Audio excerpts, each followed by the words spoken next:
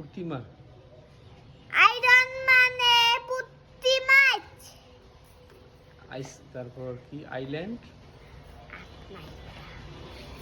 TWO2 THREE FOUR 4 FIVE 5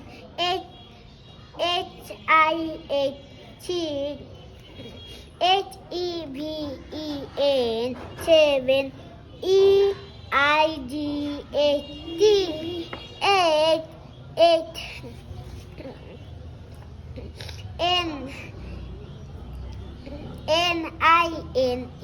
NINE 9 TEN 10